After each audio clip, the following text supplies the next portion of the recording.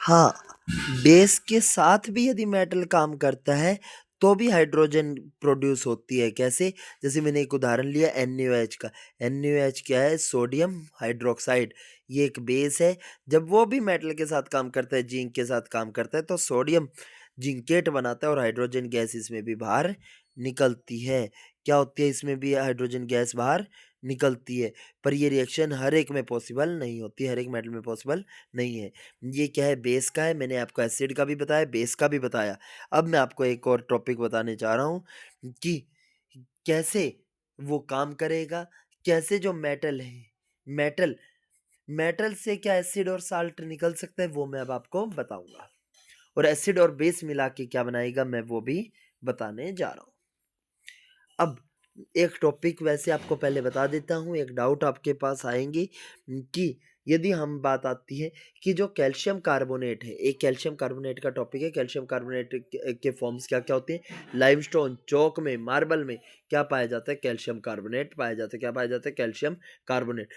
Calcium carbonate क्या calcium carbonate, hydrocarbonate किसके साथ रिएक्ट करते हैं? एसिड के साथ रिएक्ट करते हैं, जिससे वो कार्बन डाइऑक्साइड और वाटर निकालते हैं। क्या निकालते हैं? कार्बन डाइऑक्साइड और वाटर। जैसे मैं आपको बता देता हूँ, जैसे मेटल कार्बोनेट है, यदि मेटल हाइड्रोकार्बोनेट के साथ काम करते हैं, मेटल कार्बोनेट मतलब MC, यदि मेटल हाइड्रोकार्बोनेट मतलब MHC के साथ काम करेंगे, तो वो एसिड, साल्ट और साथ के साथ कार्बन डाइऑक्साइड और वाटर प्रोड्यूस करेंगे। क्या प्रोड्यूस करेंगे? वाटर। अभी तक हमने क्या प्रोड्यूस करी थी? खाली हाइड्रोजन गैस, जब एसिड के साथ और बेस के साथ। अब क्या पैदा हो रही है? एसिड, साल्ट, कार्बन डाइऑक्साइड और वाटर। अब वाटर और कहाँ होता है?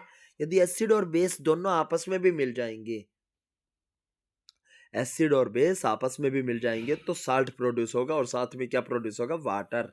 क्या प्रोड्यूस होगा? वाटर। अब एक और आपको टॉपिक इसके साथ साथ बता देता हूं। यदि मेटल के साथ एसिड का काम करे, अब मेटल ऑक्साइड के साथ यदि एसिड जुड़ जाएगा, तो भी वाटर प्रोड्यूस होगा।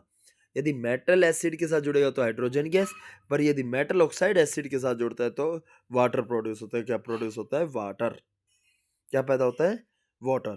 और जितने भी मेटल ऑक्साइड होते हैं वो क्या माने जाते हैं? बेस। क्या माने जाते हैं? बेस। इसीलिए बेस प्लस एसिड क्या होता है? Salt plus water. इसीलिए मेटल ऑक्साइड को क्या माना जाता है? बेस माना जाता है। क्या माना जाता है? बेस। इस वीडियो में मैंने आपको इसके बारे में बताया, अगली वीडियो में मैं आपको आगे और डिस्कस करूंगा। Thank you class, have a nice day.